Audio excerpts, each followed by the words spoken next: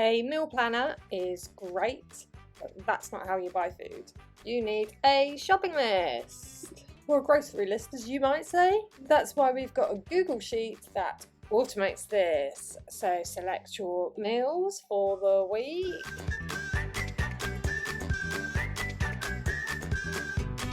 And your categorized list is created. Or a simple condensed list that you can copy and paste into your online store. It's a super simple list that's small enough that you can even see it on your phone. In this video, I'm going to give you a demo of this automated meal planner to shopping list or grocery list. It's available to download for free, but I'd appreciate a like or a subscribe if you do download. It's made only formulas, no complicated app script or code, and you don't even need to know how the formulas work. You just need to know how to add your meals and your ingredients. So I'll show you how to update with more meals. We've already got over 30 loaded in there. Look at that. Woo! Loaded. Maybe I should add loaded nachos. We can also add your breakfast and your essentials, which don't need the same level of planning. First, we'll show you how the meal plan to the shopping list works. So instead of planning months of meals, here we just have 3 weeks, which, let's face it, it's better than having the same meals every week. And then you can either use this on rotation or you can mix it up every week. You can not use it for a week. All you need to do is use the drop downs to select different meals and then automatically go into your shopping list. Even if you're going to mix it up every week, I find it quite useful to have a base so that when you're too tired or too busy to even think about cooking something different, you've got something there. And even if you don't cook these exact meals, then at least you know that you've got a week's worth of food in your cupboards and your fridge that you can choose from. And that means you're less likely to go down the lazy takeaway route. So I could be saving you money and your waistline. I think that deserves a click of the old subscribe button. Anyway, saying that, I like to have one day as a takeaway or eating out. The shopping list is in sections, so you can go around your kitchen, checking your fridge, checking all of your cupboards at home, or walk around the supermarket and not have to go back to that fresh food section to pick up that all-important lemon or pack of tomatoes. Now I'm saving you time. This can be seen on your phone, but really I think if you're going to go around the supermarket with your shopping list, this is quite a nice easy one to see on your phone, and all you need to do is download the Google Sheets app in order to do this. This is how I like to do it if I'm going around the supermarket. But having this in sections, as I said, I find really useful. If maybe you're going to an actual market where you actually have fruit and vegetables, or maybe you're going to go into the high street with the bakers, the greengrocers and butchers. Let me know how you do it in the comments. But what about breakfast and lunches, I hear you ask? We don't plan our breakfast and lunches daily. So instead of having a plan, we just have got our essentials tab. This has got our breakfast items and snacks that you always want in the cupboards, as well as those easy to forget. I don't know, nappies and kitchen roll. Don't forget your toothbrush. That's like a reference to an old 90s UK show. Many people probably won't get that. Well, anyway, what I like about this is you can quickly go around the kitchen, ticking off anything that you already have and you don't need more of, like the cereals, making sure we've got a full box, all the cereals that people usually eat. And we can untick things that we haven't had in a while. For instance, this week, maybe we want crumpets. So leave that unticked because we don't have them and we don't want the hot cross buns.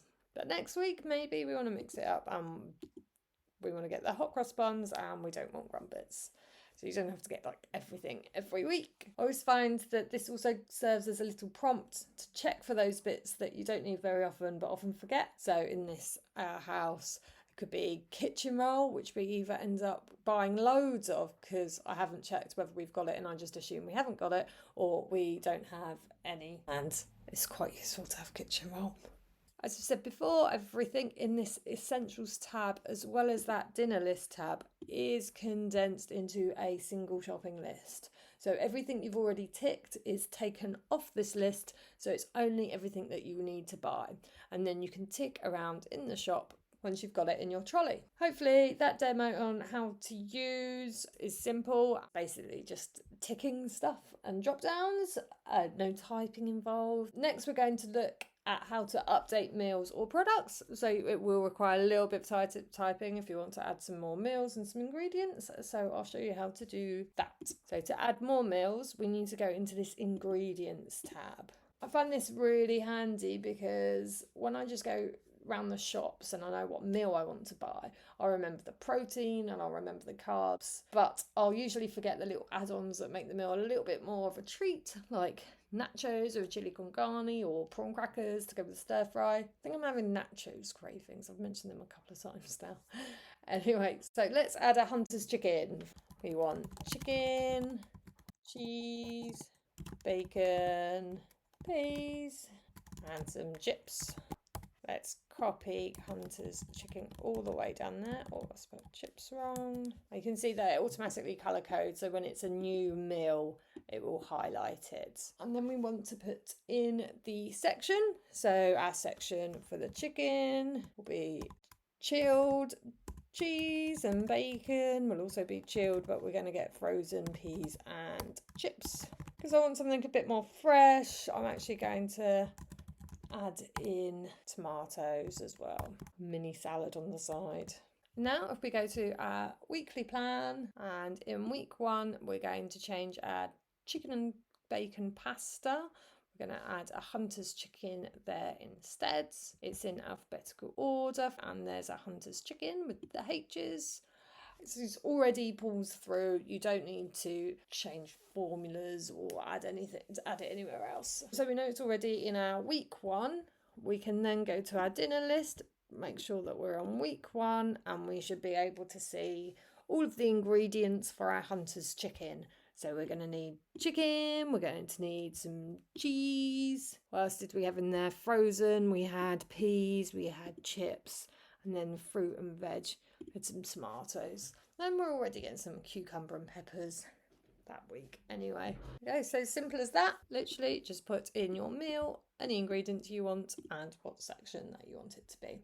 So that's the main meals. Next, we want to update our essentials. To update any essentials, you go to the Essentials tab.